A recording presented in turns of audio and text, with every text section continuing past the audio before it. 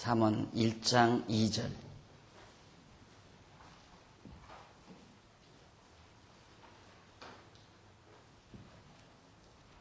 이는 지혜와 훈계를 알게 하며 명철의 말씀을 깨닫게 하며 지혜롭게 의롭게 공평하게 정직하게 행할 일에 대하여 훈계를 받게 하며 어리석은 자로 슬기롭게 하며 젊은 자에게 지식과 근신함을 주기 위한 것이니 지혜 있는 자는 듣고 학식이 더할 것이요 명철한 자는 모략을 얻을 것이라.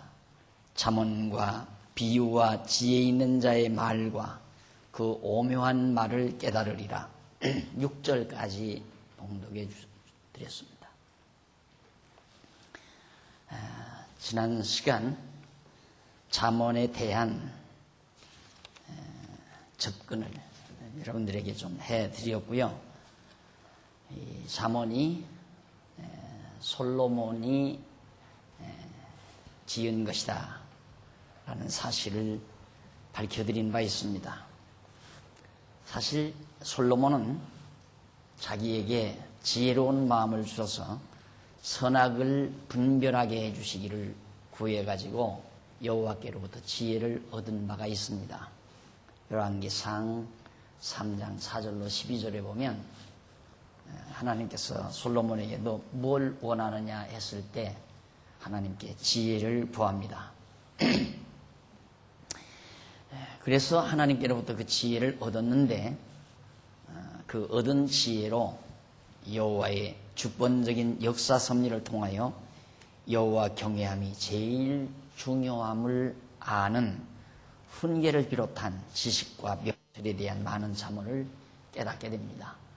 하나님께서 지혜를 주니까 정말 뭐가 가장 중요한 건가? 이 세상에서 가장 중요한 것이 뭔가? 여호와 경외하는 것이 최고로 중요하다. 이걸 솔로몬이 깨닫게 돼요.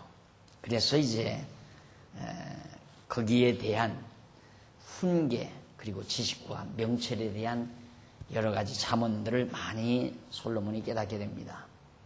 그래서 여호와께서는 주권적인 능력으로 언약하신 말씀을 따라 이스라엘 다윗 왕가를 세워주실 뿐만 아니라 언약대로 세워주신 이스라엘 나라도 다스려 주시는 역사 섭리를 여호와께서 하시죠. 그러니까 여호와께서는 다윗 왕가도 세워주시고 그 세우신 왕가를 통하여 하나님이 이스라엘 나라도 다스려 주신다는 것을 솔로몬이 깨닫게 돼요. 그러니까 얼마나 지혜로운 놀라운 사건입니까? 하나님이 다윗 왕가도 언약대로 세워주셨구나. 그리고 또 뿐만 아니라 이스라엘 나라 다윗 왕가를 통하여 하나님이 다스리시는구나. 자기 아버지 다윗이 다스린 게 아니라 하나님이 다스린다는 사실을 아버지 대를 통해서도 알고 자기 통치 기간을 통해서도 그 놀라운 사실을 깨닫게 됩니다. 이게 보통 일은 아니죠. 대부분의 많은 사람들은 좀 권좌에 앉게 되면 우쭐하게 되어 있습니다. 그래서 자기를 상실하게 되죠. 좀 성공을 하거나 또 권좌에 앉거나 부자가 되거나 남보다 특출하게 되어졌을 때에 그때 사람은 누구나가 나는 모든 사람보다 낫다. 나는 특별한 사람이다. 나는 위대한 존재다. 이렇게 해서 자기를 과시하게 되는 상태에서 어두워져 버리고 말아요. 자기에 대해서도 어두울 뿐만 아니라 사물에 대해서도 보편적으로 어두워집니다. 그런데 하나님께서 솔로몬에게 지혜를 주니까 이 엄청난 사실을 깨닫게 되는 거예요. 우리 아버지 다윗 왕가를 하나님이 언약대로 세워주셨구나. 언약하시고 언약하신 바대로 이 다윗 왕가를 세우셨구나. 그리고 그 언약대로 그 왕가를 자기에게 계승케 하셨다. 그뿐만 아니라 그 왕가를 통해서 이스라엘도 하나님이 다스려 주신다. 그러니 여호와 경외하는 것이 최고죠. 그렇게 왕가도 세워주시고 다스려 주시는 여호와 하나님을 경외하는 것 이상 더 중요한 것이 어디 있겠습니까? 우리로 말하자면 간단합니다. 교회적으로 보면 이 교회도 하나님이 세워주시고 이 교회 다스리시는 것도 하나님이 다스리시는구나. 이걸 깨달으면 지혜자지만 이 교회는 누가 세웠다. 그리고 이 교회는 누구가 다스리고 간다. 이건 굉장히 어리석은 자일 수밖에 없는 겁니다. 또 가정적으로도 그렇습니다. 우리 가정이 이렇게 편안하게 살아가는 것은 하나님이 우리 가정을 이렇게 세워주셨구나.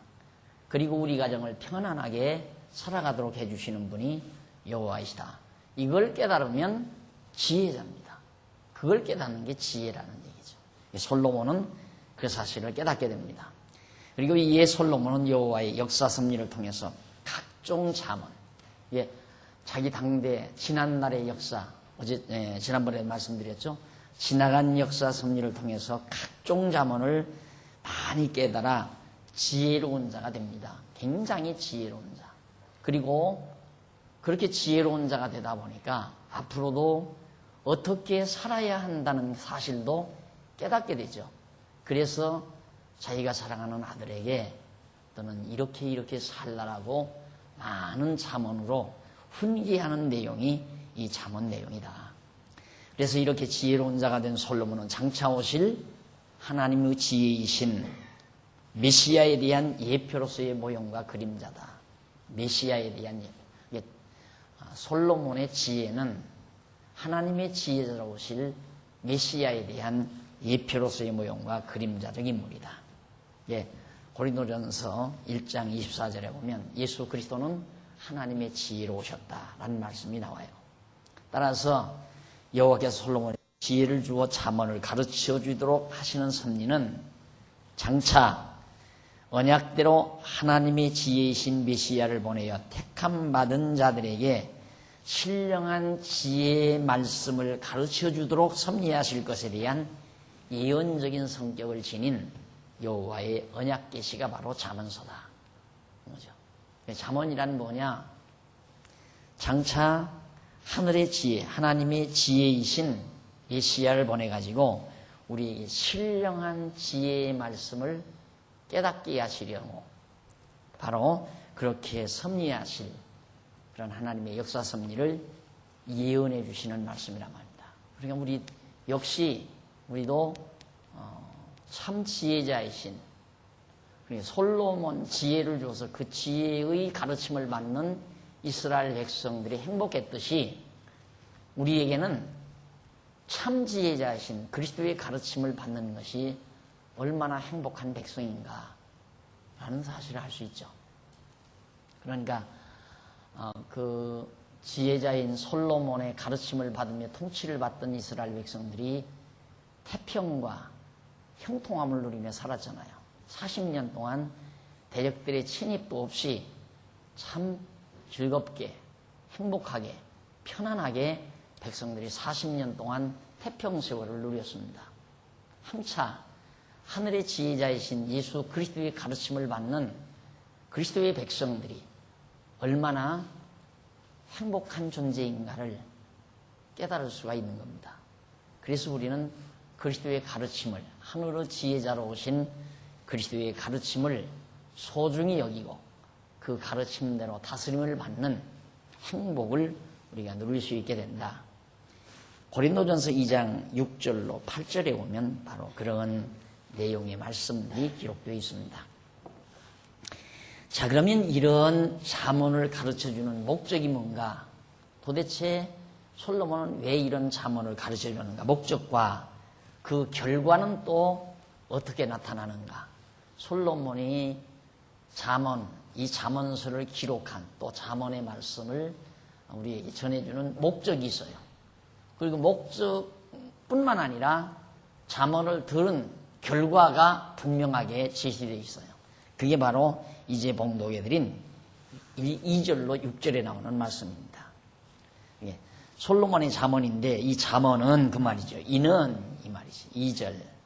이는 이 잠언은 솔로몬의 잠언은 지혜와 훈계를 알게 하며 명철의 말씀을 깨닫게 하며 지혜롭게 의롭게 공평하게 정직하게 행할 일에 대하여 훈계를 받게 하며 어리석은 자로 슬기롭게 하며 젊은 자에게 지식과 근신함을 주기 위한 것이니 이게 목적이에요. 그러니까 잠언의 목적이 뭔가 얼마나 좋은 겁니까? 지혜와 훈계를 알게 하고 명철의 말씀을 깨닫게 하고 지혜롭게 의롭게 공평하게 정직하게 행할 일, 정말 올바르게 행할 일에 대해서 훈계를 받을 뿐만 아니라 어리석은 자로 슬기롭게 하며 젊은 자에게 지식과 근신함을 주기 위한 것이다. 그래서 5절에 보면 이제 결과가 나타나는데 이 잠언의 말씀을 듣고 난 결과는 지혜 있는 자는 듣고 학식이 더한다. 학식이. 대단한 일이죠. 학식이 더한다. 우리는 보통 일반적으로 학식하면 정규 과정을 거쳐서 정규 교육을 받아서 초등학교 교육, 중등부, 고등부, 대학원 등등 이런 정규 교육을 받아야 학식이 더하는 줄 알지만 이 잠언의 말씀을 듣고 나면 학식이 더한다. 지식인이 된다는 얘기죠. 고도의 지식인이 된다. 그리고 명철한 자는 모략을 얻을 것이며 이 명철한 자, 지혜의 이 잠언의 말씀을 듣게 되면 명철에 있어서 모략을 얻는다. 모략이란 아주 정말 대단한 아이템, 요즘으로 말하면 아이디어, 굉장한 아이디어를 얻게 된다. 아주 놀라운 계획, 수립을 할 수도 있고 그래서 정말 세상을 야무지게, 인생을 정말 야무지게 살아가는 그런 모략을 얻게 된다. 그리고 잠언과 비유와 지혜 있는 자의 말과 그 오묘한 말을 깨닫게 된다. 이 잠언을 우리에게 주신 결과가, 잠언의 말씀을 들으면 그 결과가 그렇게 나타난다. 이래서 이제 솔로몬이 자기 아들에게 이런 소중한 잠언을 남겨놓는 겁니다. 이걸 오늘을 사는 우리가 함께 듣고 잠언의 진가를 함께 느낄 수 있다는 것은 매우 행복한 일이 아닐 수가 없는 겁니다. 그래서 그 2절로 4절에 보면 솔로몬이 자기가 말한 잠언을 통한 가르침의 목적에 대해서 가르쳐주는 내용이 바로 2절로 4절에 나오는데 거기에 보면 지혜라는 말이 나와요. 지혜. 그래서 지혜라는 말은 그 호크마라고 나오죠. 호크마라고 하는데 이는 지혜나 재치라는 그런 뜻입니다. 재치 있다. 그러니까 아주 영악한 사람들이 아주 재치 있게 모든 사태를 대응하잖아요. 이게 곧 우리 말의 억양 따라 이제 번역한 것이 이제 지혜나 재치라는 그런 말이다. 그래서 지혜라는 말, 호크마라는 말이 참 좋아요. 참 아름답고. 그래서 제가 혼자서 그런 생각을 해봤습니다.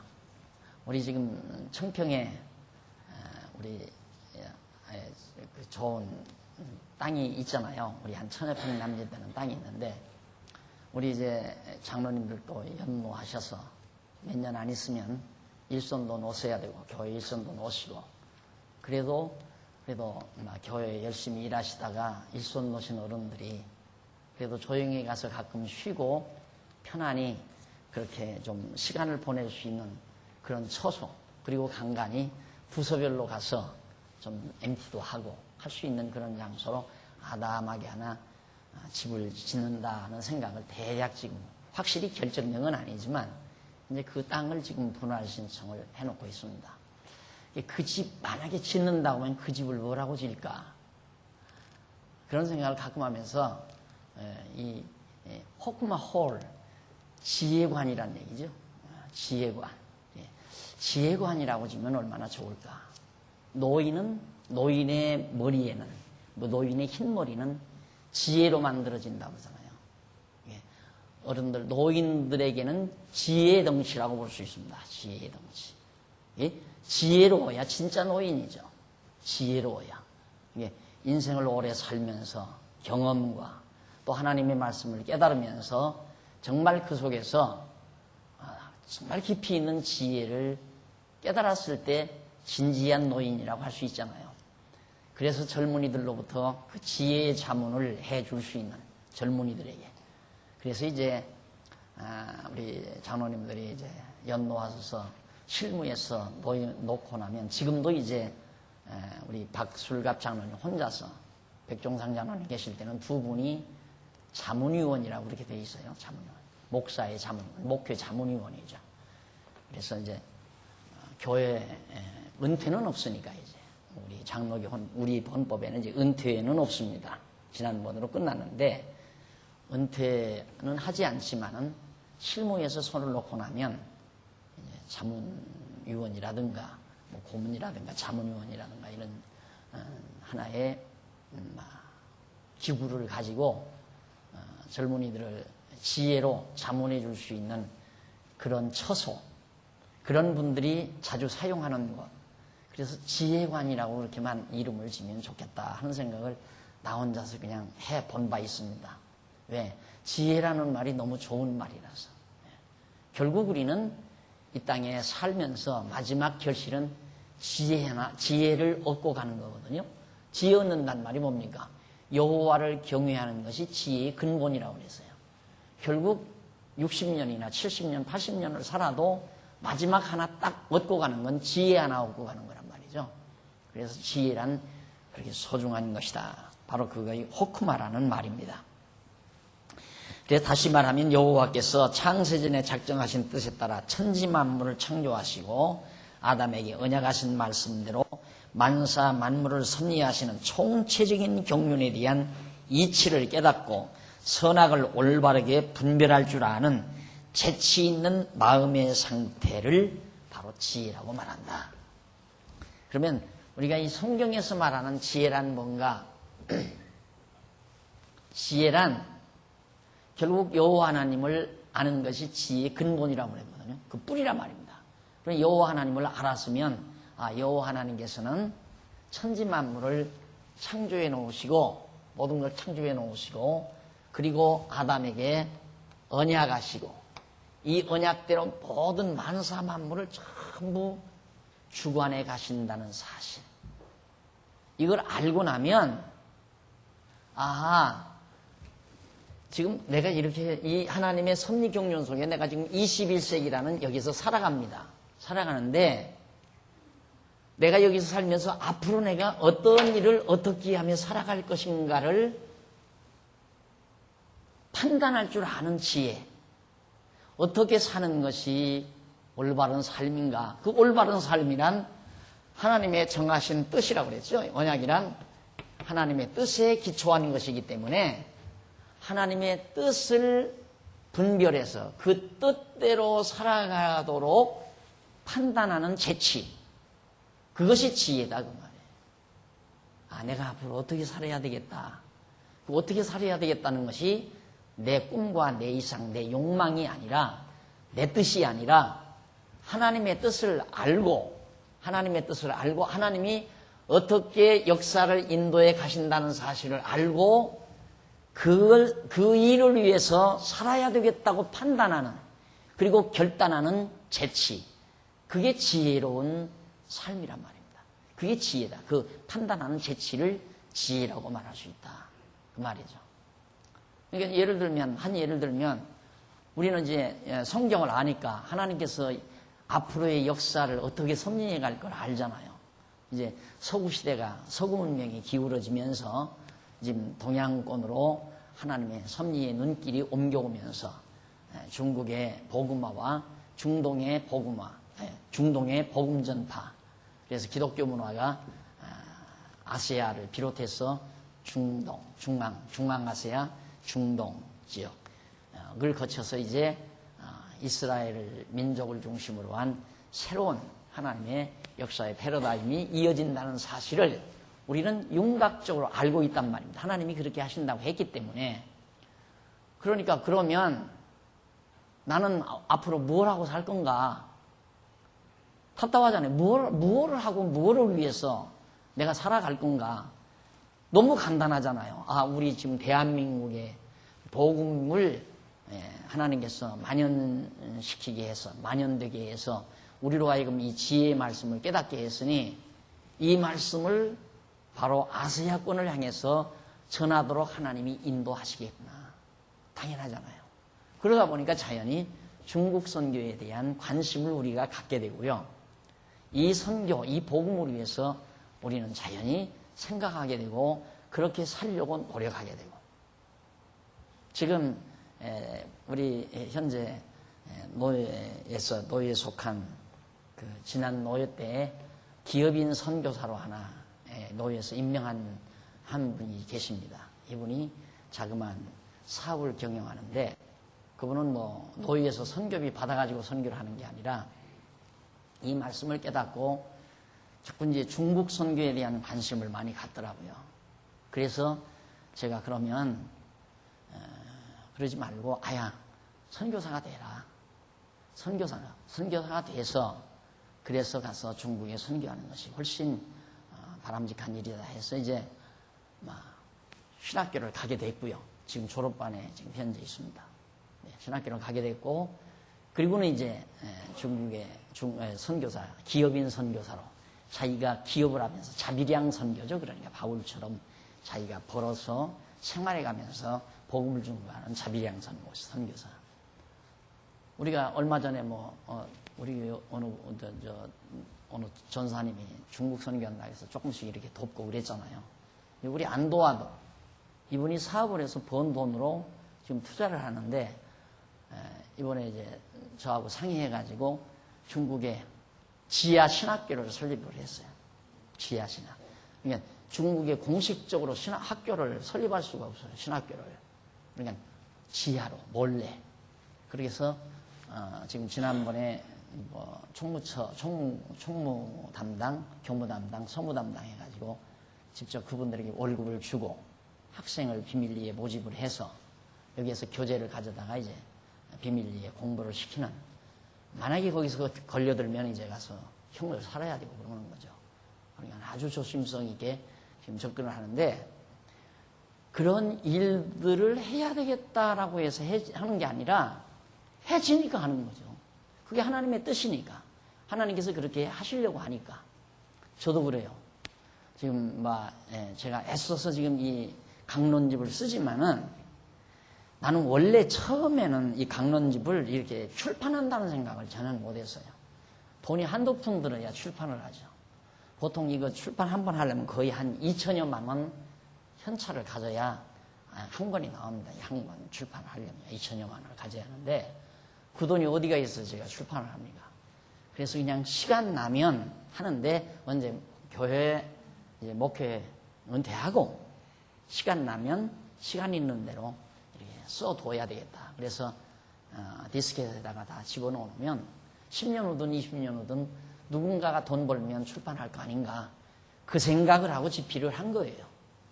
그런데 지금 10번째 출판이 되잖아요. 그래서 이번에 중간보고 출판후원회가 조직이 돼가지고 결국 10건까지 나왔는데, 중간보고까지 하게 돼 있습니다. 이번에 연합사경인데. 그러니까 이게 돼서 하는 거지 안 되는 걸 하려고 애써서 하는 게 아니라 이 말이죠. 그럼 예를 들어서 내가 무슨 이거 책을 써서 팔아가지고 돈 벌어 먹고 살아야 되겠다 이런 욕심을 가지고 내가 만약에 이 일을 시작했다면 안 됐을지도 모르죠. 만약에 돈 벌어 먹고 살기 위해서 책 써가지고 책을 출판해서 낸다고 한다면, 그런데 그게 하나님의 뜻이라고 믿어지니까 하나님께서 앞으로 이렇게, 그리고 당장 지금 우리 교재, 우리말로 되어진 성경적 기독교라든가 율법과 제9리 은혜라든가 이런 성경적 기독교라든가 이런 교재들이 중국어로 지금 번역 작업을 시작을 하잖아요. 중국어로. 근데 중국어로 번역을 하는데 그 사람들이 우리 신학을 잘 모르니까 그 언어가 생소할 거 아닙니까? 그런데 놀랍게도 우리 노예 안에 중국 문학을 전공하신 박사님 한 분이 있잖아요. 박근호 박사님이. 그렇게 이런 것들이 전부 하나님이 다 예비해 놓은 것들이에요. 그러니까 그분이 한번 교정만 보면 깨끗하게 끝나는 거죠. 중국에서 번역해가지고 여기 와서 교정만 한번 딱 보면 아주 깨끗하게 중국어로 번역해서 나갈 수 있다는 얘기입니다. 그러니까 이런 일들이 내가 무엇을 하며 살 건가, 이것을 내가 무엇을 하며 살 것인가를 생각하기 이전에 도대체 하나님의 뜻이 무엇인가를 생각하는 것이 매우 중요하다 이거죠. 하나님의 뜻이 무엇인가를 알려면 성경 모르고는 모르잖아요. 성경을 알아야 알죠. 성경을 깨닫고 나면 하나님께서 역사를 어떻게 섭리해 가신다. 어떻게 역사를 시작을 해서 어떤 역사의 종국을 향해서 하나님은 이 역사의 끝을 향해서 지금 진행해 가고 계시다. 이 사실을 아니까 이게 바로 하나님의 섭리에 대한 깨달음이란 말이죠. 여기에서 이제 재치 있는 판단이 나오는 거예요. 어떻게 해야 되겠다. 이게 교회도 마찬가지예요. 교회를 해나가는 것도 정말 이 교회라는 게 참으로 진리를 지키는 일이고 진리를 전수하는 것이 교회인데, 그렇다면 교회라고 하는 건 진리 토대 위에 세워야 교회지, 진리 토대 위에 세우지 아니하는 것은 교회 같지만은 덜 된 교회다. 이렇게 볼 수밖에 없잖아요. 그래서 철저하게 하나님 말씀 토대 위에 교회를 세운다. 주부에 나오는 이유가 그거 아니에요. 주부에 우리 교회 이상했을 때 말씀을 초소 위에 세우는 교회, 이게 우리 교회가 목표하는 이상이란 말입니다. 이런 것도 다 말씀 없이는 지혜가 안 되잖아요. 지혜라고 하는 건 있을 수 없는 거니까. 이 지혜의 말씀 위에 교회를 세워야 된다는 얘기죠. 그래서 지금 우리 교회 지금 문화부에서 처음으로 우리 교회 회지를 아마 머지않아 발간을 하는가 봐요. 거기에 이제 날대로 건두사 글을 하나 쓰라고 하는데, 주제가 뭐냐면 좋은 교회의 조건, 좋은 교회의 조건이라는 주제가 나와요. 주제로 글을 쓰려고 제가 많은 글은 아니지만 간단한 글인데, 첫 토 나가는 글이 좋은 교회의 조건이 있어요. 어떤 교회가 좋은 교회인가, 이런 것들도 다 지혜가 없이는 불가능한 얘기들이거든요. 그래서 여기 지금 지혜라고 하는 이 자체는 이제 말씀드린 대로 여호와 하나님께서 창세전에 작정하신 뜻에 따라 천지 만물을 창조하시고 아담에게 언약하신 말씀대로 만사 만물을 섭리하시는 총체적인 경륜, 이게 이제 총체적인 경륜 아니에요? 총체적인 하나님의 역사 경륜이죠. 이 총체적인 경륜에 대한 이치를, 그 이치를 깨닫고 선악을 올바르게 분별할 줄 아는, 선악이란 윤리적이고 도덕적인 선악이 아니에요. 옳고 그름, 뭐에 대한 하나님의 뜻이냐 뜻이 아니냐를 분별하는, 어느 것이 하나님의 뜻이고 어느 것이 하나님의 뜻이 아니냐는 분별, 그 옳고 그름을 분별하는 거거든요. 하나님의 뜻은 옳은 것이고 하나님의 뜻이 아닌 건 그런 거란 말입니다. 그러니까 선악을, 옳고 그름을 분별할 수 있는 재치 있는 마음의 상태, 그게 곧 지혜다라고 그렇게 정의를 한 겁니다. 이 정의는 국어사전 아무리 찾아봐도 있을 수가 없죠. 성경적인 의미에서 지혜를 정의한 말입니다. 그러니까 지혜하면 그냥 언어적으로는 재치, 지혜 이렇게 단순하게 우리가 알 수 있겠지만 호크마라는 말이, 그러나 그 호크마라고 하는 말의 깊이의 뜻은, 의미는 이제 말하는 대로 하나님 여호와께서 작정하신 뜻, 여기에서 모든 것 작정하신 뜻에 따라 만사 만물을 다 정해놓으시고 창조하십니다. 그대로 작정하신 뜻대로 창조해 놓으시고, 그리고 아담을 지어 놓으시고 아담에게 언약하시고 언약대로 모든 만사 만물을 섭리해 가시는 총체적인 경륜, 하나님의 그 총체적인 경륜에 대한 이치, 그 진리, 이치를 깨닫고 선악을 분별하는, 옳고 그름을 분별하는 재치 있는 마음의 상태를, 그걸 지혜라고 말한다. 그러므로 여호와께서 주시는 지혜는 여호와의 언약에 기초하여, 그러니까 여호와께서 주시는 지혜는 여호와의 언약에 기초하고, 여호와의 언약은 영원하신 여호와 하나님의 작정이나 뜻 또는 사상, 곧 로고스에 기초한다. 그래서 지혜는 언약에 기초하고,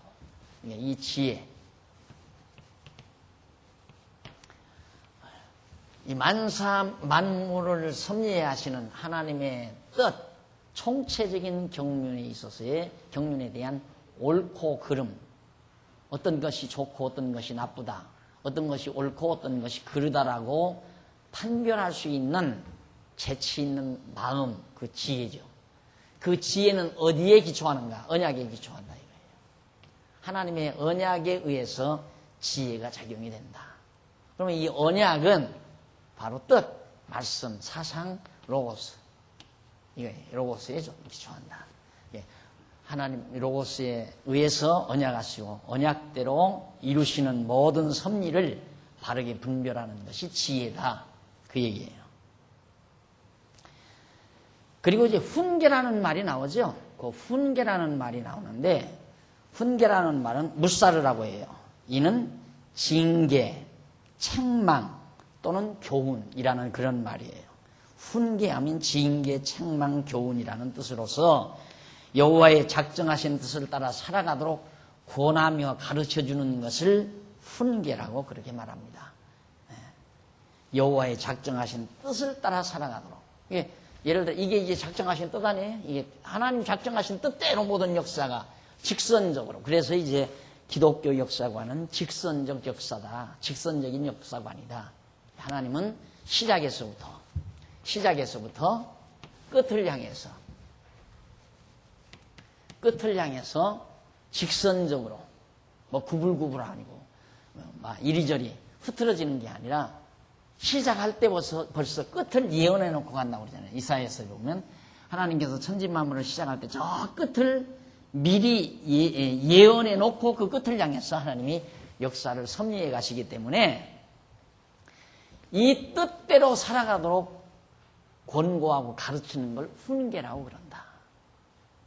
근데 보통 이제 유교적인 훈계, 인간적인 훈계는 앞선 자가, 먼저 태어난 자가, 소위 선생이라는 말이죠. 먼저 태어났다. 먼저 태어난 자가 자기 뜻대로 제자가 되어지기를 가르치는 걸 훈계라고 그러잖아요. 너 그렇게 살면 안 된다 이거야. 이게 선생님의 뜻에 따르도록 가르치는 것이 훈계죠. 그러나 우리 성경이 말하는 훈계라고 하는 것은 하나님의 정하신 뜻대로, 하나님의 뜻대로 살아가도록 구원하고 가르치는 걸 훈계, 무사르라고 히브리어 무사르라는 말을 사용한다라는 말이에요. 그러므로 훈계는 지혜에 기초함을 알 수 있습니다. 훈계라고 하는 것은 결국 어디에? 훈계, 지혜에 기초한다 이 말이에요. 훈계는 지혜에 기초하고 지혜는 하나님의 언약에 기초하고 언약은 하나님의 말씀, 로고스에 기초하고. 예, 그러니까 선생이 아무나 하는 게 아니잖아요. 선생은 아무나 하는 게 아니에요. 예, 결국 인간적 선생이라고 하는 것은 자기를 만들려고 하는 거거든요. 자기를 만들려는 거. 그래서 이제 교육이 혼란스러워지는 거 아니에요? 교육이 자꾸만 혼란스러워지는 거. 그러니까 선생의 의도대로 학생을 지도할 거냐, 학생의 의도대로 선생이 지도할 거냐. 요거에 대한 갈등이거든요.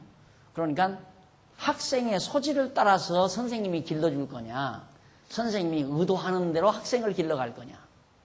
선생님이 의도하는 대로 학생을 길러간다는 건 사회주의 체제란 말입니다. 사회주의 체제. 이게 개인주의 체제에서는 개개인의 자질대로 길러가도록 도와주는 게 선생이라고 생각하는 거죠. 그러니까 학교 나오고 싶으면 나오고 나오기 싫으면 나오지 말라 이 말이에요. 그러니까 미국 사회에서 공부를 하다가 돌아온 초등학교 학생이 여기 와서 이제 학교를 보냈는데 집에 돌아와서 할아버지한테 왜 우리나라 학교는 이상하다고 나 학교 안 간다고 그러더래요. 왜 안 가느냐 그러니까 선생님이 나 하기 싫은 거 자꾸 하라고 그래. 그러니까 나는 안 갈 거야. 이건 상상도 못하는 우리들의 생각이죠. 그럼 미국 사회는 하기 싫은 건 하지 말라 이 말이에요. 왜? 학생의 의도대로 하라 이 말이거든요. 그러니까 교육이 뭔지도 정의가 지금 안 내려진 상태예요. 그러나 우리는 명확하잖아요. 훈계, 교육, 가르침. 훈계가 뭐냐? 하나님의 뜻대로 궁극에 가서는 지혜롭게 만드는 게 교육이고 더 나아가서는 하나님의 언약의 말씀을 깨달아서 하나님의 뜻이 무엇인지를 발견하고 그 뜻대로 살아가도록 권고하고 가르쳐주는 것이 교육이다. 훈계다. 너무 정확하잖아요. 지금 우리 김기용 목사님이 기독교 교육학 이제 정리하거든요. 이번에 윤리학 한 500페이지 넘는 아주 큰 저서가 나옵니다. 이번에 한 500페이지가 넘는 저서인데 그 책이 나온 뒤에 바로 이제 기독교 교육학이 나와요. 이 교육학이라는 게 그 양반 이제 교육학 박사 아니에요. 서울대에서 교육학 박사 했는데 서울대에서 교육학 박사 했기 때문에 현대 인간 사회에서 이 국가 사회에서 이루어지는 교육이라는 것이 얼마나 애매모호한 것인가를 잘 알고 있죠. 그렇기 때문에 이제 우리 성경신학적인 교육학을 넉넉히 이제 잡아내서 쓸 수 있는 그런 이제 역량이 발휘되는 거예요. 우리가 지금 대단한 작업을 하고 있는 겁니다. 사실은 이게 지금 우리가 몰라주니까 그러죠. 실제로 좀 눈 뜨는 사람, 생각하는 사람들은 우리가 하고 있는 작업에 놀라지 않을 수가 없어요. 이게 어떻게 이런 일이 있을 수 있나? 이게 어떻게 이 별 볼 일 없는 누가 큰 기업주가 뭐 자금을 대주는 일도 없는데 어떻게 이런 엄청난 일들이 이 속에서 일어나고 있는가? 놀라는 일이죠. 그러니까 지금 주변에서도 총회에서도 많이 지금 굉장히 놀라면서 시샘하고 그런 분위기예요. 지금 상황을 하니까. 이번에 막 신문에 아마 대대적으로 우리 목사님들 쓰신 저서에 대한 PR도 나가고 아마 우리 교단 신문에 나가게 될 겁니다. 모든 분들이 그걸 하고 싶어 하는 거거든요. 학자라면 모두가 지금 우리가 하고 있는 이 일을 하고 싶은 거예요. 그런데 그 일을 못 하는 거예요. 예를 들어 기독교 교육하면 우리처럼 이렇게 명쾌하게 빠져야 되잖아요. 이걸 못 빼내니까 일반 교육학 그냥 답수 받아가보면 그거 역시 유야무야. 교육을 어떻게 시킬 건가? 선생님 무슨 필요해서 지금 교육이라면. 학생이 내버려 두면 돼요. 제 멋대로 잘하나도록. 미국의 교육이란 그래. 선생님이 학생들의 심부름꾼이죠. 이거 해달라면 이거 해주고 저거 해달라면 저거 해주고. 그래야 그게 좋은 선생이란 말입니다. 하고 싶은 대로 해달라고 할 때 도와주는 선생. 그런데 지금까지 우리 교육은 교사가 학생을 그냥 자기 계획대로, 자기 패스대로 끌어들이잖아요.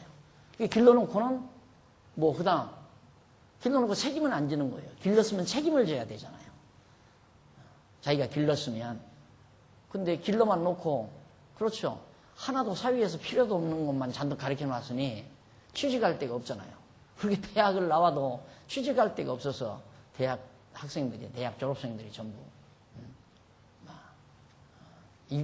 일거리를 못 찾고 실직자가 되어져 있고 이것이 이제 교육의 허점인데 우리 기독교 교육이라고 하는 건 아주 명쾌해요. 깨끗하고 명쾌해요. 확고하고 분명하고. 그래서 무슨 학문이든지 다 빠져나온다. 어떤 학문도 깔끔하게 다 나오도록 되어 있어요. 무엇이든지. 시간이 모자라서 그러지 이론 정리는 얼마든지 하게끔 되어 있어요. 자, 이래서 바로 훈계라는 말도 거의 지혜 훈계 지금 여기 왜 그런 말을 하느냐면 잠언이 뭐냐? 지혜와 훈계를 알게 한다 했기 때문에 지혜는 뭐고 훈계는 뭐냐? 우선 이게 초두에서 이런 말들이 정리가 돼야 앞으로 쭉쭉 이제 내용이 정리돼 나가기 때문에 하나하나 언어만은 확고하게 해 두어야 됩니다. 그 다음 명철이란 말 나오죠. 비나란 말이 나옵니다. 히브리 말로 명철이란 말은 비나, 히브리어로 비나라고 하는데 이는 분리하다, 구별하다라는 뜻이에요. 명철, 구별하다, 분리하다, 분별하다, 구별하다, 분별하다 이런 말도 다 통하는 얘기죠. 라는 뜻을 가지고 있는 빈이라는 말에서 유래했어요.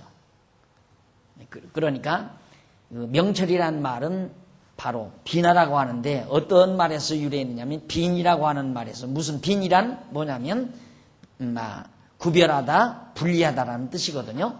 이게 그런 뜻에서 나온 빈이라는 말에서 유래한 것인데 이해나 명철 또는 의미라는 뜻으로서 언약대로 이루시는 여호와 하나님을 깨달아 알므로 인하여 만사 만물을 정하신 뜻대로 섭리하시는 총체적인 여호와의 경륜을 밝히 이해하는 마음의 작용, 그걸 명철이라고 한다.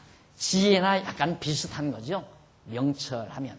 그러니까 명철은 분리하다, 구별하다 이런 뜻인데 바로 이해한다. 이것이 하나님의 뜻이다라고 이해할 수 있는 것. 이건 하나님의 뜻이 아니다라고 분별하고 구별할 수 있는 것. 그걸 명철이라고 말한다. 명철. 명철. 이게 밝히 드러내는 거다. 이 말. 밝히. 아주 명확하게 밝게 드러나는 것. 그래서 여호와 하나님, 언약대로 이루시는 여호와 하나님을 아는 것이 지식의 근본이요, 지혜의 근본이란 말이에요. 모든 것의 근본. 이게 대단한 것 아닙니까? 여호와, 언약대로 이루시는 여호와를 안다는 것이. 그래서 따라서 명철은 훈계에 의한 지식에 기초한다. 명철은 훈계에 의한 지식. 그러니까 지혜의 기초에서 가르치면 지식인이 되잖아요. 그 지식의 기초에서 나오는 것이 명철이다 그 말이에요. 작용이죠. 그러니까 실제로 내가 사물을 비판하는 작용. 아, 저건 아니다. 저건 기다. 저건 옳다. 이건 그러다라고 분명하게 밝혀낼 수 있는 명철. 그러니까 하나님의 지혜의 기초에서 가르치면 지식을 얻잖아요. 그 지식으로 말미암아 나타나는 것이 명철이다 이 말이에요. 훈계에 의해서 명철이 되는데 훈계에 의해서 지식을 얻고 그 지식에 의해서 명철하게 된다. 그런 얘기죠. 그리고 그런데 지식이 총체적인 만사 만물에 대한 부분적 경험에 의한 직관적 인식의 결과라면, 이게 조금 어려운 얘기 같지만 별로 그렇게 어려운 얘기 아닙니다. 쉽게 설명해 드릴까요? 만사 만물에 대한 부분적 경험에 의해서, 만사 만물, 예를 들어서 이게 만사 만물 아니에요? 만사 만물인데 나는 21세기에 살면서 지금 한 60여 년 경험을 한 거죠. 60여 년 동안 살면서 이 엄청난 하나님의 역사 경륜 속에서 겨우 나는 60평생을 살면서 부분적으로 내가 얻었어요. 부분적인 것. 그래서 이 만사만물에 대한 부분적 경험에 의한 직관적 인식을 결과라면 뭐가? 지식이. 이 지식은 이 60평생 살면서 얻어진 직관적 인식, 내가 직접적인 관념에 의해서 얻어진, 내가 직접 경험하고 내가 눈으로 보고 만져보면서 내가 얻어진 지식이 있잖아요. 그게 지식이에요. 그게. 그러면 이것만 다가 아니잖아요. 이 지식이 다가 아니잖아요. 나머지가 엄청 많이 있잖아요. 이걸 다 경험할 수는 없잖아요. 우리가 이거 다. 우리 지금 뭐잖아. 내가 죽는다. 나 죽으면 죽은 이후에 되어지는 난 경험 못 하잖아요. 직관할 수가 없지 않느냐 이 말입니다. 내가 죽었으니까.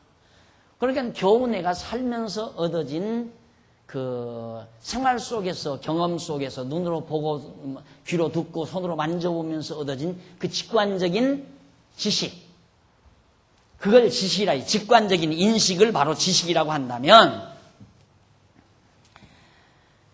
명철은 뭐냐? 명철은 부분적 경험으로 얻어진 지식에 의한 총체적인 경륜에 대한 확신의 결과라고 할 수 있다. 그럼 명철은 뭐냐?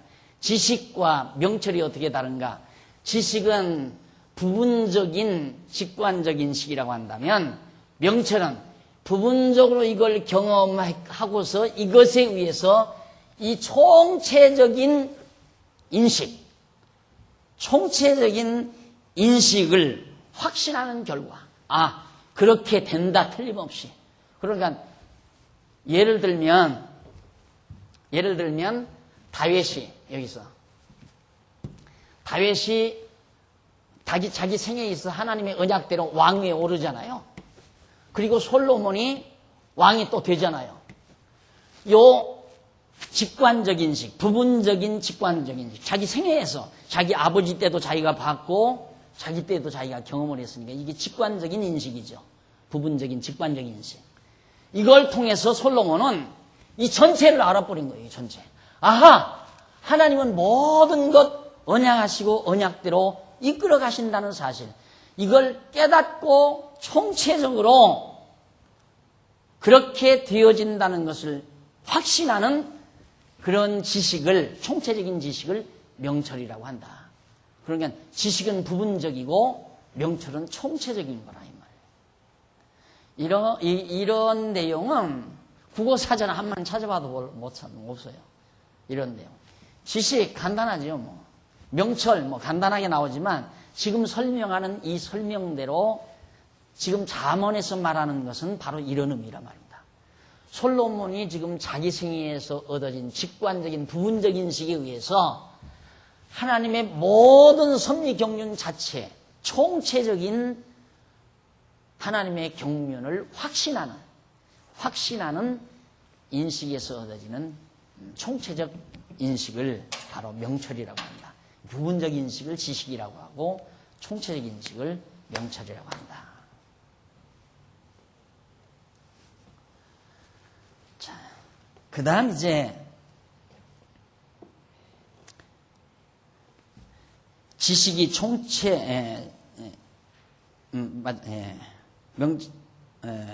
결과라고 할 수 있다.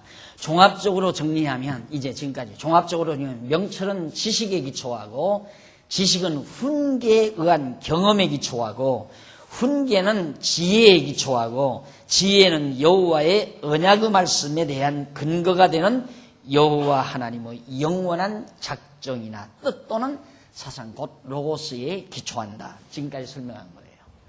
명철은 지식의 훈계, 지혜의 하나님의 언약의 하나님의 영원한 뜻에 기초한다. 이것의 바탕에서 언약하시고 언약의 바탕을 두고 지혜가 나오고 지혜에 의해서 훈계하게 되고 얻어진 지식에 의해서 명철을 얻게 되고 부분적 지식으로 총체를 아는. 그러니까 우리가 실제로 하나님께서 우리를 이 땅에 사는 동안 60년이나 80년 이렇게 살게 하시는 것은 명철하게 하려는 거예요. 명철하게. 예, 명철하다는 말은 결국 지혜를 얻는다는 얘기거든요. 지혜 없이 명철할 수는 없잖아요. 예, 지혜의 기초에서 훈계하니까 훈계함으로 지식을 얻어요. 지엽적인 부분적인 지식을 얻어요. 부분적인 지식을 얻음으로 확신, 이 총체적인 전체에 대한 확신을 얻게 돼요. 아, 우리 아버지도 하나님의 언약대로 왕이 됐고 내가 왕이 되는 것도 하나님의 언약대로 왕이 되구나. 하나님께서 솔로몬을 통해서 이미 내 몸에서 날 자가 왕 위에 오른다.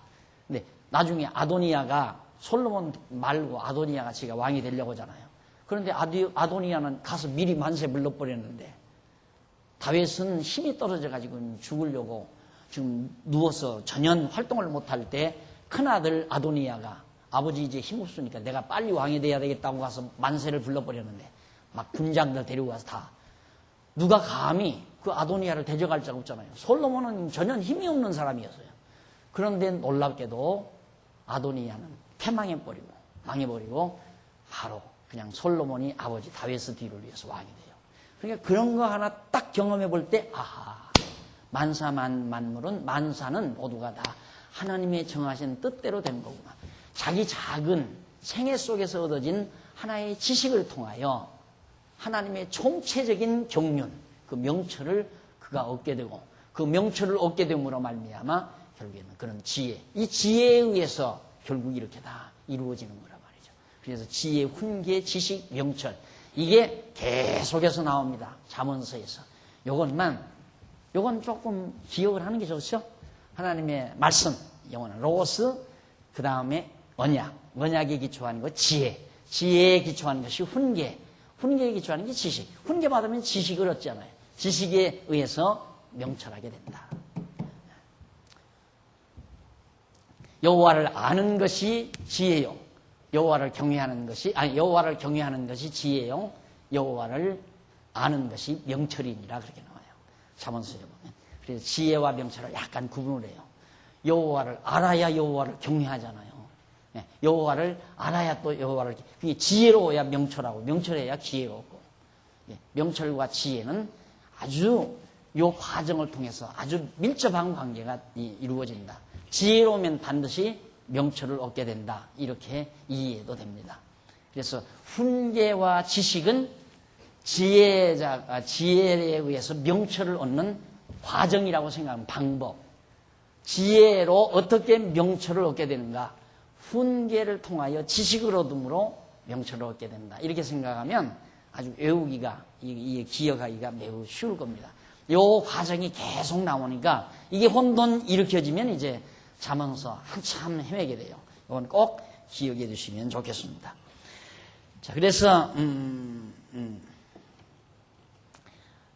따라서 솔로몬이 말하는 지혜는 장차 오실 신령한 하나님의 지혜이신 메시아에 대한 예표로서의 모형과 그림자인 것은 아까도 말씀드린 결국 잠언을 말하는 첫째 목적을 요약하면 근본적으로 여호와 하나님의 영원한 작정에 의한 언약의 말씀대로 만사를 이루는 여호와를 깨달아 알고 경외케 하려는 데 있는 것이다.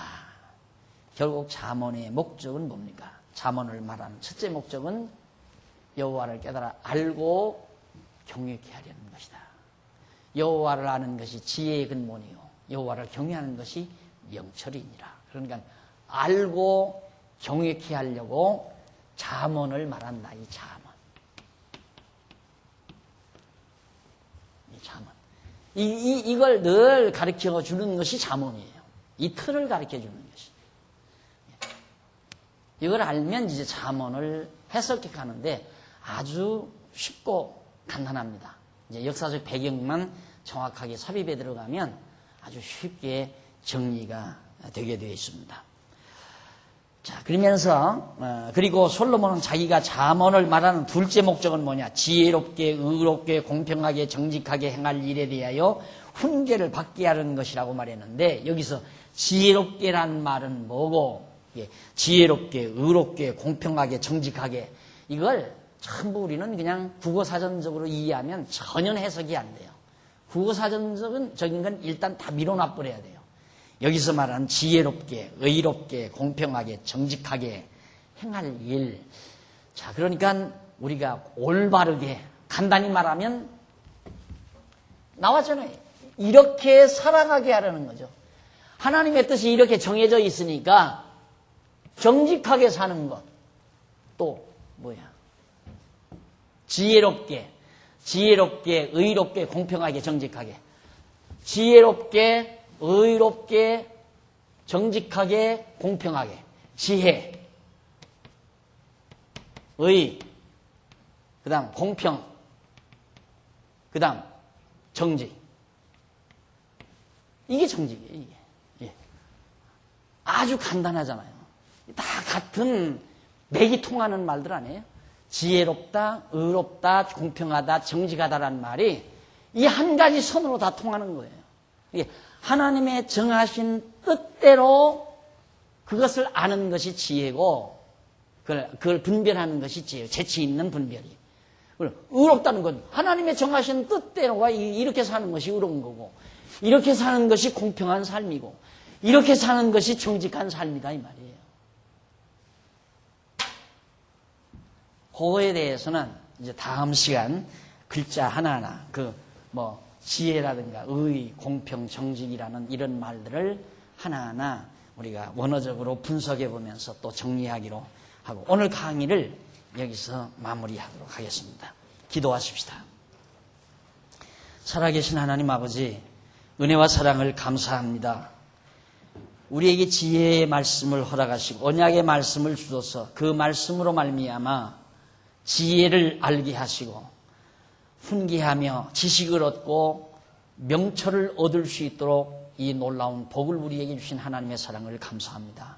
하나님 아버지, 우리가 지난 시간부터 지금 잠언서를 대하게 됩니다. 전하는 자나 듣는 자가 다 같이 지혜의 영의 인도함을 받아서 알기 쉽게 전하고 또 바르게 알아들을 수 있도록 우리의 이 귀한 시간을 책임져 주시옵소서. 그래서 이 말씀 듣고 우리 모두가 다 지혜롭고 명철해지는 우리 슬기로운 종들이 되도록 역사하시옵시기를 비오며 죄인은 공로 없사오나 예수님 이름으로 기도드립니다. 아멘.